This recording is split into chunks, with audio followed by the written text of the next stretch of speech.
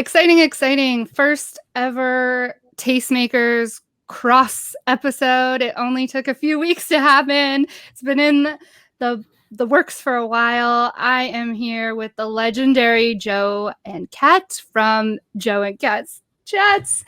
And yeah, let's I mean, if people have been listening to Tastemakers, they know who you are, but let's hear it straight from your mouth. Awesome. Hi, I am Kat. I'm half of Joe and Kat Chats, which is a show Joe and I created that is devoted to dismantling white supremacy and inequalities while providing solutions that positively address issues involving humanity, freedom, equality, and survival. You can always find us at Joe and Kat Chats on all socials as we learn and discuss important topics that impact each of you and the world around us. So that's kind of our show bio. As for me, I just wanted to say thank you for having me. It's always an honor to be invited to speak, and great to be here with you, Staysee. Personally, I identify as a queer intersectional feminist. I'm a social justice activist, community builder, environmentalist, writer, educator, abolitionist, among other things. And my pronouns are she, her. So yeah, thank you so much for having me.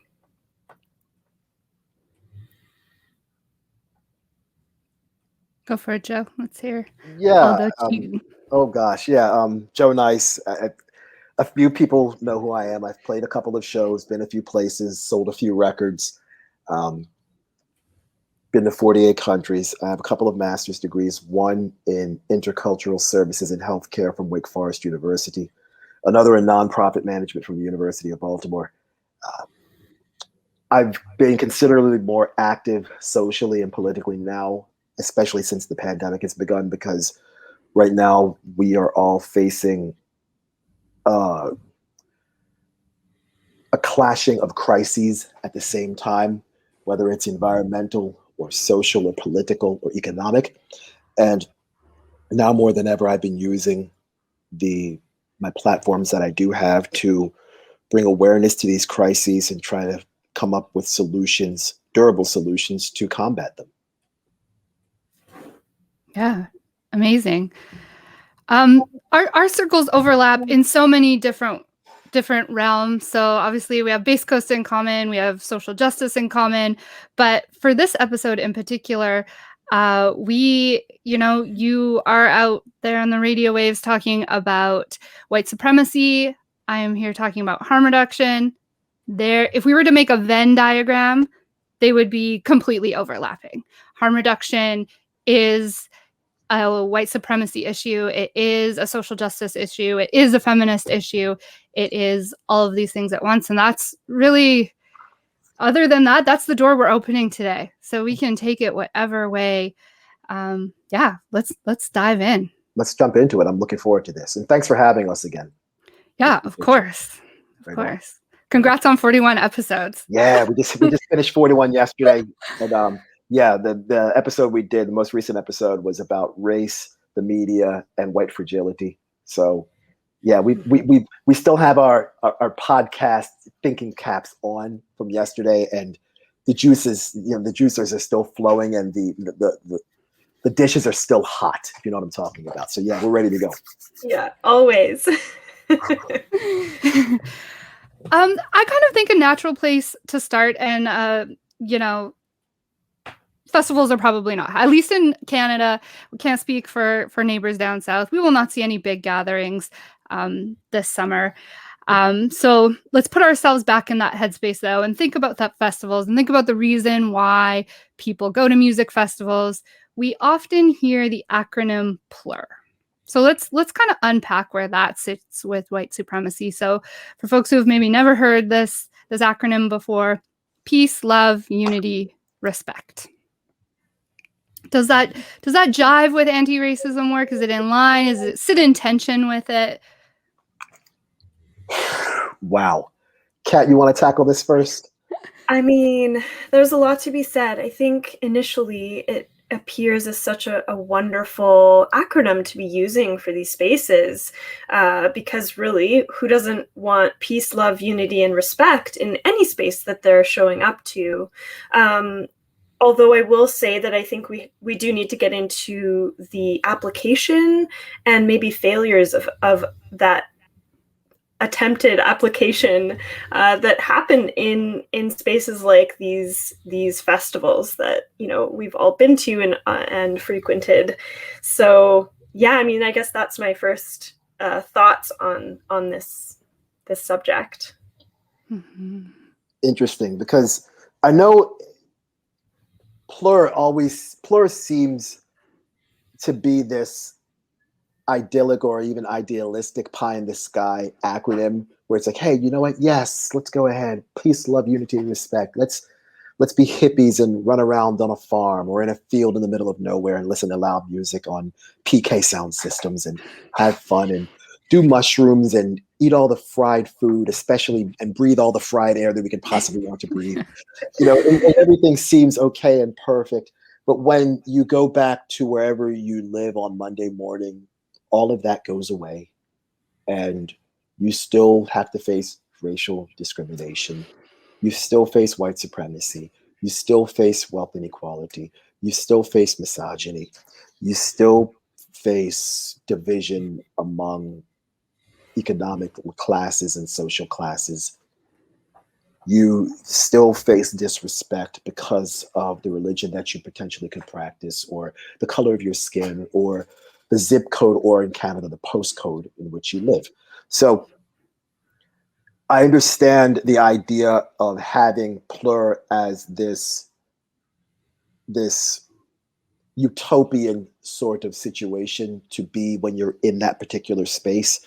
But in that sort of controlled environment, it is a bit easier to have Plur because your problems are not as visible, or the environment takes you away from the daily pains and struggles that you have to deal with on a daily basis.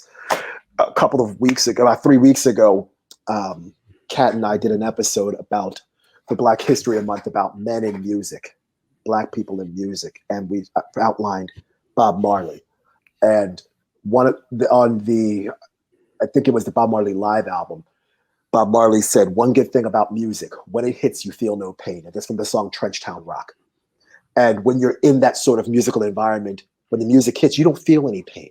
You don't feel anything. You're not worried about the potential breakup with a significant other that you might have to deal with when you go back home, or how you're going to pay your rent at the end of the month because you spent all of your hard-earned money going to this festival, or how you're going to get enough money to buy gas to drive back from one of these festivals back to where you live.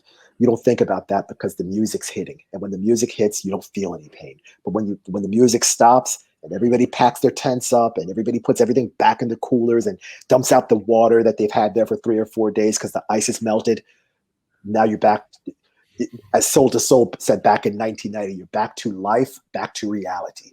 And Plur masks that reality that a lot of people have to live on their day-to-day existence. Yeah. So, go ahead. No, go ahead. Go I ahead. was going to say, so that's really interesting, and I would agree anecdotally, because the experiences people have at festivals can be that euphoric thing. But I am curious what both of your opinions are on how people disconnect, because it is sort of touted as this euphoria or utopia feeling.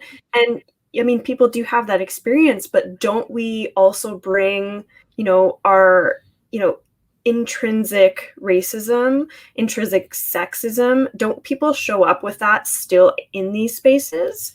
So I challenge you to sort of think about that further. Yeah, I have 2 thoughts on that. And one thought is, I fully agree. I think that the idea that music festivals are this utopia where we can forget about the real world, or even, to use Burning Man terms, like that default world, and we can escape it and it's a release. And I do think that, like, to be able to say that comes with a bit of privilege. And I think to the music festivals community's disadvantage, that narrative has allowed them to live with a little bit of their head in the sand about racial issues or about, things pertaining to trans acceptance and all of these things, that idea of a utopia. To get into kind of psychedelic terms, anyone who has, not even studied, but who is knowledgeable about psychedelics and especially psychedelic harm reduction might be familiar with the idea of set and setting. And these are these theories that a person's experience with psychedelics depend on their set and setting. So set is kind of like your mindset going into the experience. Are you feeling okay? Are you feeling safe? Are you feeling loved? Are you feeling supported? And then setting is the environment. So like, are you at a wild music festival? Are you, in a house with people where you feel safe? And I do think that set and setting are now being sort of understood to include, thanks to Black scholars, set being like the idea of racial trauma. Like that just doesn't disappear as soon as you enter into a festival ground and you're now in utopia. That is built into your own personal set. And then the idea of setting, remembering that white supremacy is salient in every setting, right? And if you're at a music festival, setting also factors, is there diversity on the lineup? Do you look around and see people in, similar bodies, mobility aids, partnerships as you? So white supremacy influences setting as well. And so when we talk about people's experience on psychedelics, creating that space that acknowledges that the psychedelics don't just erase those things from the experience. No, I mean, psychedelics don't erase those experiences. Psychedelics, they mask the trauma and pain that people have to deal with on a day-to-day basis. It's also probably part of the reason why people partake in drugs and or alcohol, is to mask the problems that they're dealing with instead of confronting them. Now, it's in some cases, drugs are done recreationally, and that's fine. I mean, to each his or her own. But in some instances, people do drugs and or drink because they don't want to necessarily confront what they have to deal with, which is day-to-day life.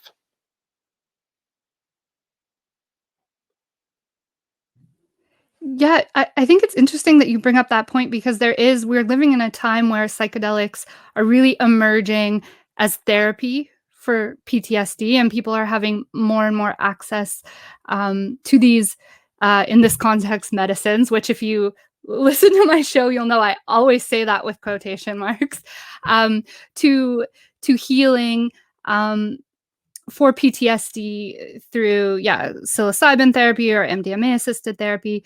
But there isn't a universal yet criteria to including racial trauma as a cause of PTSD to have access to these studies. And I think that we know in general, science suffers from a huge racial bias. And so generalizations have been made on the success of this therapy by primarily being, tested on or worked through with white folks. And not only tested and worked through with white folks, but funded and studied and fostered by mostly white institutions. In fact, almost exclusively white institutions. And to be a little bit more specific, old white guys that are doing these studies. So you not only have a lack of racial diversity, you have a lack of gender diversity. And it's a problem. It's a big problem. You also have a lack of cultural competency with regards to these studies. You're not taking into account, the diversity, potential diversity of the people who attend a festival. You are also not taking into account the culture of a festival and what that entails. You're also not taking into account the culture of the people who typically go to a festival. And I think it seems like I'm picking nits and like it's a battle of semantics, but I think those are mutually exclusive. Those are two different things. a festival can have a culture, but you could also have the culture of the individuals that go to the festival. And I think it's two different things. I think a perfect example of this happens at a festival that I'm sure we've all been to is Bass Coast. Bass Coast has a wide variety of cultures based upon genre of music that people go to. And there's a whole lot of people, and my genre of music is dubstep. There's a whole lot of people that would attend the dubstep artists that aren't necessarily going to go see techno. There's a whole lot of people that are going to be listening to that are enthusiasts of drum and bass, but aren't necessarily going to hear a deep house set at 2 o'clock in the morning at the radio stage. So it's those cultures with wrapped around genres of music and the people that are a part of those cultures is different than the culture of the festival, which quite honestly is rooted in that acronym PLUR.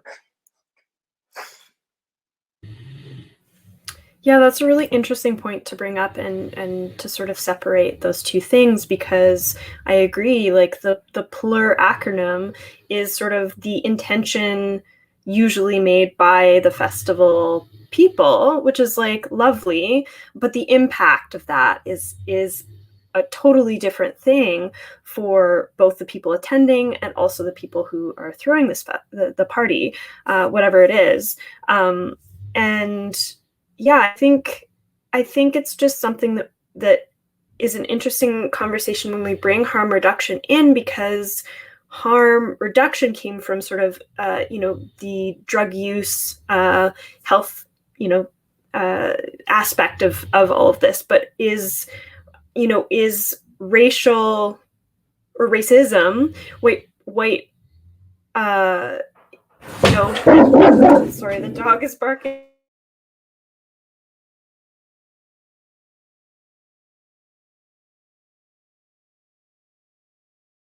It's so funny because I have a dog, and for a minute I thought she was in here because I could tell. I was like, that sounds like a dog about to bark, but mine isn't here. My apologies.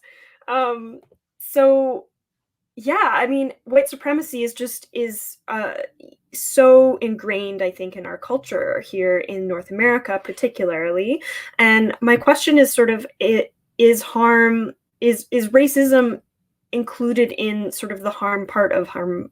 Like, are we trying to reduce racism too when we're talking about harm reduction? That's a great question. And I think that there is, and I apologize to anyone listening who has heard me say this before, there is, to me, two types of harm reduction. There is capital H, capital R, which is public health, needle exchange, saving money type of 4 pillars approach. And then there is small h, small r harm reduction, which in my opinion is really, it's rooted in almost an anarchist approach, dismantle the system. It's rooted in the work of sex workers, of the HIV crisis, of on the ground people looking out for each other because the public health system wouldn't. And so to answer your question, I think it really depends on the festival. Ideally, in my world, all festivals, if you're having harm reduction, it includes the people that are working in that space had best be rooted in an anti-oppressive, anti-racist approach.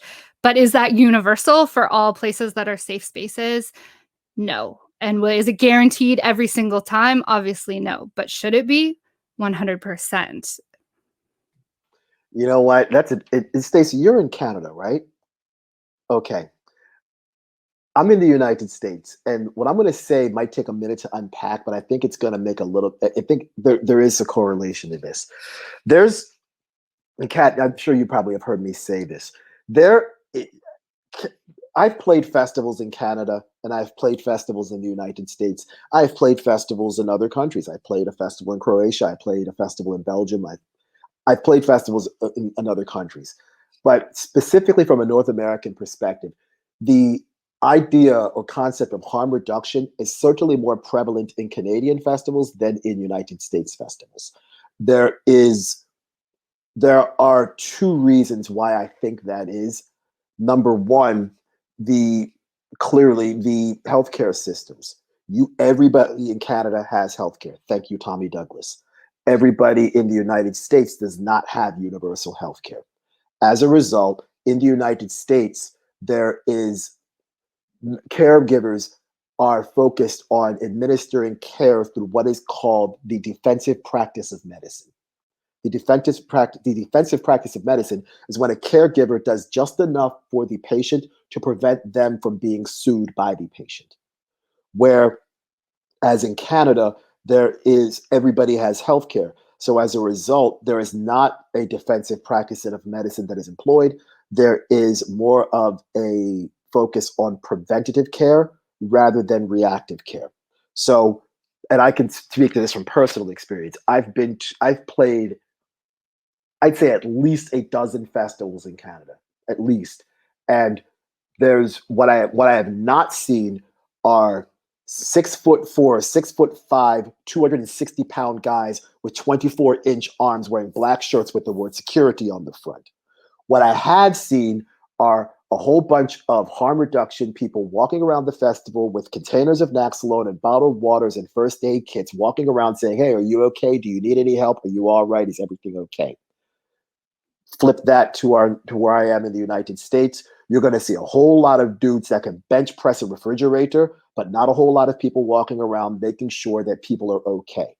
So that's one aspect of why there is more harm reduction in Canada and why it is more part of festival culture than it is in the United States. The other is, quite honestly, the legal system of the United States. And I can explain that too. Our current president of the United States, Joseph Robinette Biden Jr., wrote a law called the Rave Act of 2002. Okay. Now, he wrote the Rave Act, and the Rave Act said that it was supposed to crack down on illegal warehouse parties to curb ecstasy use at raves. The law didn't pass. They were like, "No, come on, Joe, this is stupid. What the hell are you doing with this law? Are you really trying to do this?" But then again, let's not forget, and we'll probably get into this in the discussion later, Joe Biden also wrote the Crack Bill of 1988 and the Omnibus Crime Bill of 1994, which had a whole lot to do with drug use and prison sentencing in the United States for people that look like me as opposed to people who look like you and Kat. That's later on in the chat. But what Joe Biden did pass was the Illicit Drug Anti-Protection Act.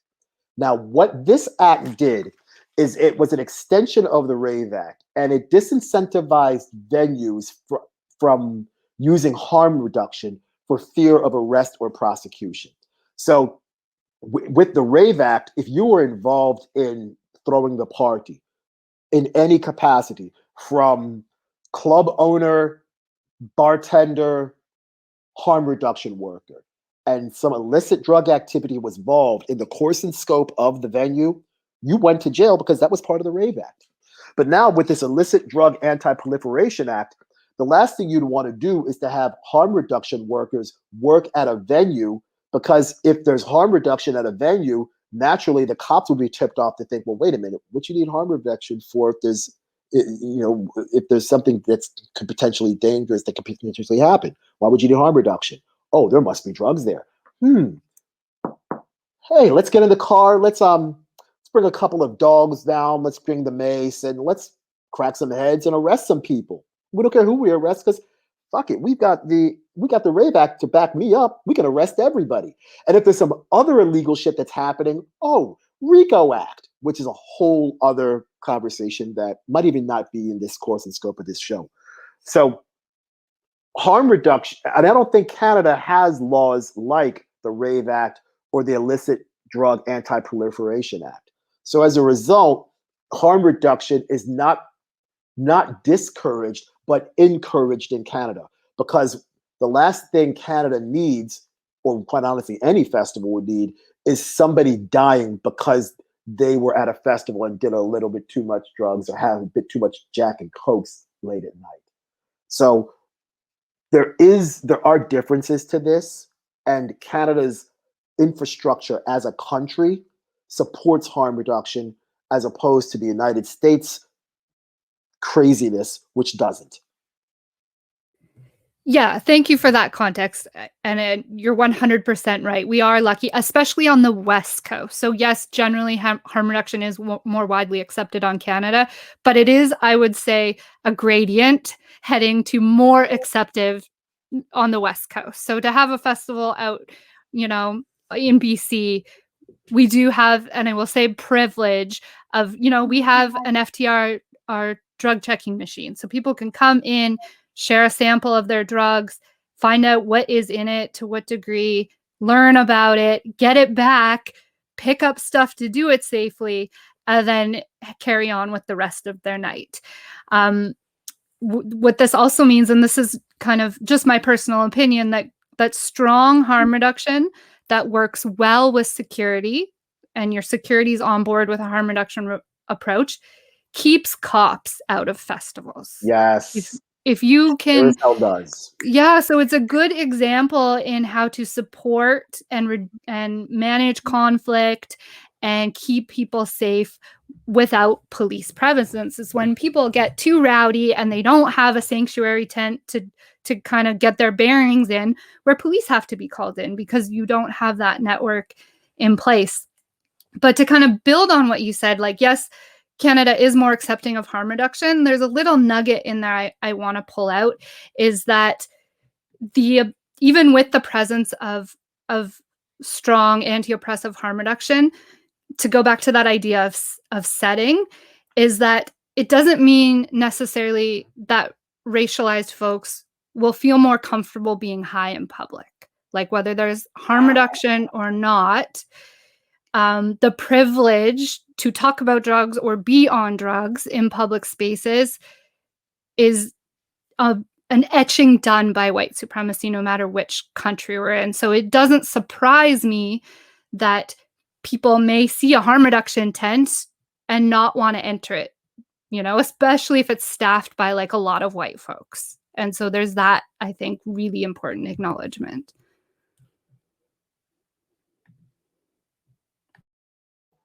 Kat, you want to take this first? Because I've got a bunch of thoughts about this. You sure? Okay. Staysee, yeah, we're going to dig into this because the whole idea of privilege, Black people, racialized folks using drugs and not wanting to be using drugs in public, there is a lot to that. But I want to tackle the situation about Black people and people of color going to access medical treatment at a first aid area, and how that is less of a thing in festivals. That considerably has everything to do, at least from my perspective, living in the United States, that has to do with the history of medical apartheid in the United States. In fact, and I have no problem saying this, Kat Wells and I did an entire episode about medical apartheid on the Joe and Kat Chat series. We can provide a link to that later on in the show notes. But we talked about how Black people specifically have been mistreated in the medical system, especially by white caregivers. We discussed the Tuskegee effect and how the Tuskegee Airmen were injected with syphilis and not told about the injection, and they were left to die and suffer from the harmful effects of syphilis. We talked about Henrietta Lacks, who was involved with the cancer cell studies in my hometown of Baltimore, Maryland, at one of the best hospitals in the world, Johns Hopkins University, and how they took those cells and didn't let her know about it, and nor did they compensate her for it. So there's plenty of examples of the father of modern gynecology, and the guy's name escapes me, where he was doing experiments on pregnant enslaved African women without anesthesia to see how their bodies would react to certain gynecological procedures. So there's plenty of evidence of, and as a result, that sort of Tuskegee effect creates an apprehension for people of color to want to seek medical treatment. And that's at a hospital or a local community care center. Imagine trying to, and if you feel uncomfortable about going to a doctor's office down the street from where you live, how comfortable you think you're going to be trying to get medical care at a tent in the middle of nowhere in British Columbia? or in the middle of nowhere, 3 hours outside of Regina, Saskatchewan. Good luck with that. So in many instances, people of color are just going to say, hey, you know what, fuck it, let me just medicate myself and hope for the best and see what happens. And it's kind of a fingers crossed situation at that point. And regarding the racial aspects of healthcare, I know, Staysee, you're a nurse. You have a nursing degree, and I know doctors take what's called the Hippocratic Oath, coming from the Greek doctor Hippocrates, where you're supposed to do no harm when administering care. And that sort of idea of doing no harm, it kind of goes back to what you said earlier about the two types of harm reduction: capital H, capital R when you're dealing with public health, and small r when you're trying to dismantle the system. There's the idea of care has to have context. There has to be a context to all of it. And if it's just and if care is not just putting a band-aid on somebody's arm because they cut themselves, or wrapping their ankle because they stepped on a rock at one of these festivals, because there's always these rocks and you step on a festival and you twist an ankle and shit hurts. But care is also making sure that people of color, indigenous people, and Black people feel comfortable in the space. That is also where care comes into all of this. That's lowercase h, lowercase r, in addition to the public health issues of actual direct clinical care. Yeah, I agree. There's a lot to say here about this. I definitely resist the narrative of like nurse as martyr that's especially emerged since COVID, which is a whole other conversation. For folks who are in BC, we recently had a full investigation around racism, particularly against Indigenous folks accessing healthcare. It's called In Plain Sight. So no system is immune, to white supremacy, to racism. But yeah, I think my approach to festival harm reduction is that for the one moment you're in contact with ideally everyone on my team, is you get to experience what it's like to talk about drugs or be on drugs with zero stigma. And it's ideally a space for you to enter in. And even if the life outside of the tent or the life outside of the festival doesn't offer you this, is like really a glimmer of what speaking frankly about drugs and speaking frankly about discomfort can look like. I do believe that although I resist the utopia narratives, if done right, this can be a model for healthcare, for community care outside of this. But people are actors in a much larger system, and it's not going to be perfect and it's not going to be flawless. But if you don't equip your medical workers or your harm reduction workers or your security with that awareness and with that history, like that very important history you acknowledge of like, and this ties back to the idea of the emerging realm of psychedelic research.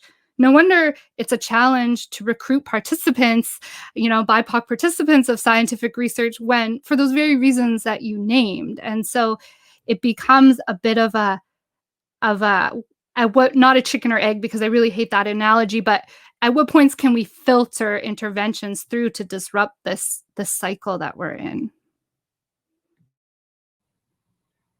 I mean, if I can be blunt, I think that tackling white supremacy and tackling this capitalistic ideology that North America runs on is just the way we have to go. And there's a lot of ways we can do that, because it seems really scary to just throw these big asks out like that. But there are ways, and community care is definitely one of them. You have to build these systems that actually have community care embedded in them in order to go against the assumptions of the capitalistic, exploitative ways in which we uphold white supremacy in in a place as small as a community within a festival, or broadly in a municipality, in a country, etc. You bring up an important acknowledgement, is that even the most like transformative egalitarian festivals, at the end of the day, They are capitalistic endeavors, and they are built, most of them, on the volunteer system. And so there's the acknowledgement that the ability to travel to a festival, pay a deposit on a ticket, work it, and get it back will inherently attract some degree of privilege to that conversation, because it's not a paid job. I mean, you do get your deposit back, but I think that is a really important acknowledgement, is that at the end of the day, capitalism is behind a lot of the festivals. I have always said, though, there's an element of, and I'm sure Joe can speak to this, having been to so many festivals, is that you can tell when intention for community care is put into the festival. I have been to ones where it's clear that between art and the setup, and it's not just Base Coast, other ones exist. You're creating an experience where people just don't feel entitled to be entertained. That is dangerous territory for me, is that when a festival is set up with no interaction, no two-way street, it's just like, I'm here, I spent $400 to be here, entertain me, entertain me, entertain me. I feel like that's where a lot of sexism comes in. That's where a lot of treating other patrons as props for entertainment comes in. Whereas if there's, and I might not be communicating it properly, but just intent built into every detail, I see that as a harm reduction measure. I thoroughly agree, because if with festivals, you're either creating a cycle that promotes harm, or you creating an environment that reduces harm. And I don't think there's necessarily a gray area in this. It's either really black or white. And there are, Staysee, you said this perfectly, there are festivals where there is a clear intent to have connectivity and communication and community. There is that. And now, granted, there are people who are just going to like the genres of music because that's what they like. And there are going to be people that hang around particular areas in a festival because that's what they know. And there might be a little bit of, apprehension or reticence to go outside of their comfort zones. But within that, the whole idea of plur, peace, love, unity, and respect, is to go outside your comfort zone, because you are in this environment that is somewhat protected and sheltered from the outside world. So you don't have to worry about being judged. You don't have to worry about facing any sort of prejudices. You don't have to worry about any of that, because you're in this bubble, you're in this environment, you're in this quote unquote safe space. But a safe space for some people is not necessarily a safe space for someone else. And there's, even for somebody like me, who's, I guess, somewhat known in the underground music community, I simply on the basis of being a guy might be a bit more safe than you or Kat. That's entirely possible. But then there might be some environments simply on the basis of me being a Black person, I might not be as safe as the two of you who are white. So again, context comes into all of this, and it's important that we recognize that.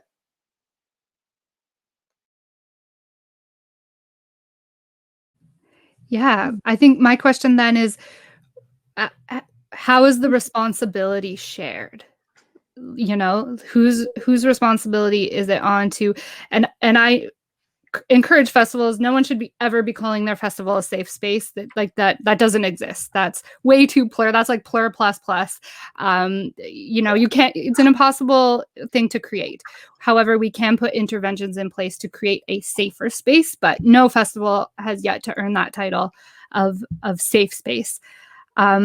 Like I read in kind of preparing for this episode a stat. I think it was from the work of Nicholas Powers, who I love, that acknowledged that like less than 1% of the participants at Burning Man, so 70 to 80,000 people, less than 1% of them are Black. And so whose responsibility? I mean, that's a bit different because it's not like tickets are sold, but like, how do we then create like less white festivals and where people do move around and see themselves reflected back and see that across all volunteer teams and see that. I think lineup is one area where the industry is getting better. They acknowledge they need to have more diverse lineup, but beyond that, it dips off quite severely. Wow. As a Black person, I know of no other Black people that have ever been to Burning Man. I know of no other Black people that have ever been to Burning Man. On top of that, I know of no Black people who have even said to me, oh, you know what? I would like to go to Burning Man one day. I would love to hang out on the playa. And wow. That's quite honestly rooted in privilege, realistically white privilege. And Staysee, you said something earlier about how harm reduction, there's a gradient with harm reduction going from West Coast to East Coast, how there seems to be more harm reduction, British Columbia, Alberta, as opposed to the West Coast. I'm sorry, as opposed to the East Coast, Nova Scotia, New Brunswick, Ontario. And I've played festivals in those areas too. And I agree with you. There's certainly more harm reduction in Alberta and British Columbia as opposed to New Brunswick and Nova Scotia and Ontario. My question for you, kind of to go along with everything you just said, do you think that privilege is based upon demographics? And what I mean by that is are there more white people on the West Coast as opposed to the East Coast? And as a result, does white privilege play a role with more harm reduction on the West Coast as opposed to the East Coast? That is a really interesting question. Because I mean, quite honestly, there's a lot. And again, Kat, you used to live in Toronto. I've been to Toronto a bunch. One of the world's largest concentration of Caribbean people is in Toronto. The Caribana Festival is massive. I've actually been to it. There's a large group. There's a whole lot of Black folks who are living in Montreal, Canada, who are of Haitian descent. Let's not forget Africville in Nova Scotia. There's a group of Black people in Nova Scotia. My godmother, Josephine Muxlow, was a Canadian. When my mother was trained to be a nurse in England, my mother's college nursing school roommate was a Black Canadian woman from Nova Scotia. So there's a lot more Black, at least from my observation, there's a lot more Black people, at least from what I see, in the East Coast of Canada as opposed to the West Coast. I don't know if that has something to do with the gradient of harm reduction that you mentioned earlier. That's a question for somebody with a PhD in sociology from McGill University or Ryerson or somebody to answer that question. But that's just an observation. There is a nugget in there that I think is worth ruminating on is that Vancouver being one of Canada's biggest ports, I think made us one of the earliest epicenters of the opiate crisis. And obviously harm reduction predated the opiate crisis. It's obviously been around for decades and decades. However, it was one of the first crises, remembering that we have survivors of the AIDS crisis and we've lost people to the AIDS crisis. But the opiate crisis really spilled over into other classes, which I think elevated, as soon as upper class white teenagers were being impacted by contaminated drug supply, communities got behind harm reduction measures and behind better access to treatment if that's what people want to pursue. And so does the prevalence of harm reduction attach to whiteness? I would say to some degree. It's at least made it a kitchen table conversation, which is absolutely awful because many people have lost their lives, but it's a word now that people know. It's on, you can't listen to, if you do watch nightly news, any edition of the news without hearing the word harm reduction. Whereas like 8 years ago, you would have to, like, what is harm reduction? I've never heard it before, and now we hear it all the time. And I do think that is due to, unfortunately, white kids being impacted by opiates as well. Oh my gosh, that That was really well said, and I appreciate everything that you both just brought out. I mean, I kind of am on. My brain is going a bunch of different directions, but I think I want to go with sort of looking at things from, you know, a macro perspective, and sort of removing ourselves from, you know, maybe the specifics of what we're talking about, and looking at where, you know, where white supremacy is being upheld, where patriarchy is being upheld, and why these spaces are white is because maybe, you know, they were created by white people for white people. So like diversifying the festival scene might be, you know, taking so long, I guess, in a sense, because of that sort of legacy of white supremacy and patriarchy that's embedded in sort of the microcosm of a festival, but it's a reflection of the greater society. Does that make sense? And so, yeah, I mean, that just leads me to sort of thinking in to borrow a term from Marxism, is it's sort of alienating for BIPOC folks to be in those spaces. So, you know, when we're talking about making these spaces more comfortable or accessible, I guess, to BIPOC folks, that's kind of where my brain goes, because I'm like, well, why would something that's sort of been created by white supremacy be accessible now?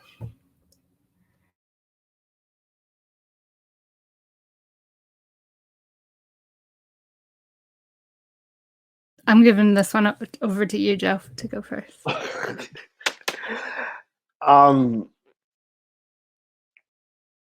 It would be accessible now because people change and times change. That's why it would be accessible now. 400 years ago, in the United States, by law, someone that looked like me was not considered to be a human being. Someone like me was considered to be property of people that looked like both of you.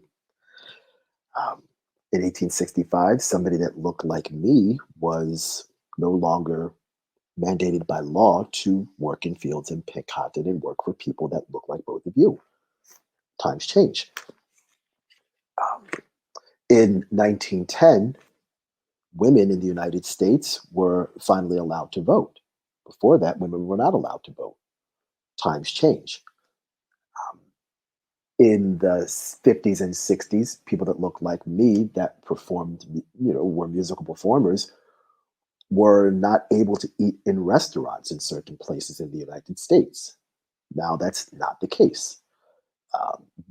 People that look like me in particular areas of the United States in the 50s or 60s who were musicians were not able to stay in particular hotels because of racial segregation. Times change. So I think now, because you have festivals that didn't necessarily cater to BIPOC folks, and they're understanding that you can't continue to have this lack of diversity and inclusion and expect to not face some sort of backlash and or stay in business. Because Staysee, as you said, it was, quite honestly, this is the festival experience. Well, let's face it, it is a money grab. It is. And people that manage these festivals make a lot of money. And what you don't want is negative press. So I'm going to put the nonprofit hat on, because in nonprofit speak, when you have a good, what's called a good nonprofit venture or business venture, it makes some sort, there's the first bottom line is financial solvency. It makes good business sense. The second bottom line is that there is a certain amount of social impact. And there's all sorts of ways you can measure social impact in a business venture. What a lot of social enterprises, and I would certainly think that a festival is a social enterprise, what a lot of social enterprises strive for is what is called the triple bottom line. And the triple bottom line is when you have good financial sense, it makes money, you have social impact, and it's good for the environment. That's the triple bottom line. So, and I would certainly think that from the second bottom line perspective, that making sure that you have a diverse festival is a good way to make some sort of social impact. And if you if you are focused on having it being good for the environment, and I'm not and the environment is somewhat similar to that terminology that you mentioned in the beginning of this discussion between set and setting. That set is that sort of mindset, but the setting is that environment. In a lot of these nonprofit books that I had to read 4 and 5 years ago, they meant environment from a quote unquote green perspective. So yeah, you're reducing your carbon footprint. You're separating clear glass bottles from colored bottles in your lunchroom. You're recycling your newspaper. But from a festival setting, when we talk about the triple bottom line and environment, it's also sure separating your trash, because you want to leave no trace when you're in these on especially in British Columbia, when a lot of instances you're on unceded land and or territory. At the same time, it's also about environment, the from the ecosystem sense of the word, from the community sense of the word, from the setting sense of the word, where you're setting a place where everybody feels welcome and everybody feels accepted and everybody can be the best versions of themselves without having to feel oppressed and or subjugated because of who they are or what gender they identify as or what religion they choose to practice or the color of their skin. So it's environment in both connotations of the word. Yeah, that was great. And that actually helped me sort out my thoughts on this to address sort of the second part of Stacey's question from a few minutes ago, which is like, whose responsibility is this? I was thinking like, well, it's started by white people. So it's an environment for white people and in the historical sense of it. But whose responsibility is it to change that now?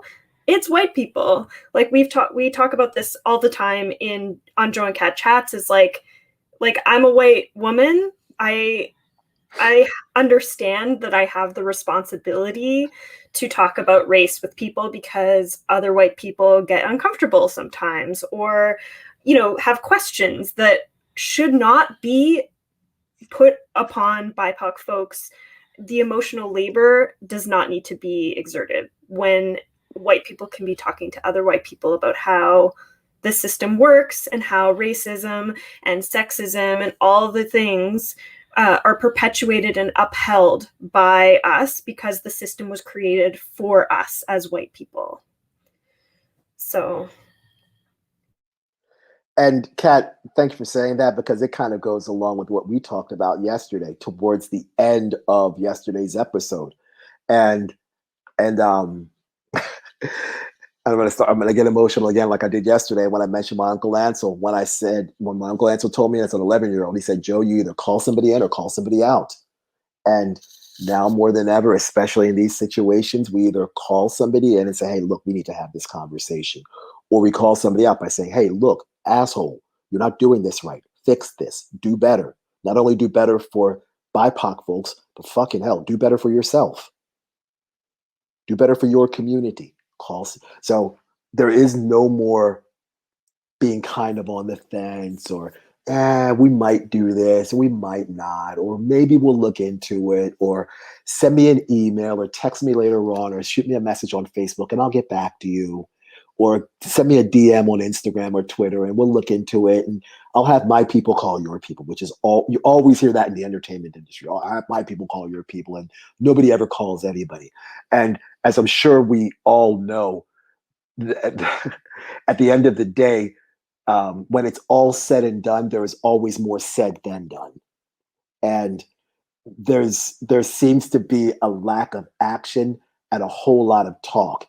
And Kat, one of the singers we outlined about a month ago in the Men of Music episode is James Brown. And James Brown had a song called Talking Loud and Saying Nothing. And in the song, he said, you're like a dull knife that just ain't cutting. You're talking loud and saying nothing. And that's what we're seeing from a lot of these festivals right now. They're talking loud, but they're not saying anything. In addition to talking loud and not saying anything, they're not doing anything on the back end of everything that they're saying, which makes everything worse and creates that uncomfortable and toxic environment that we see in festival culture nowadays.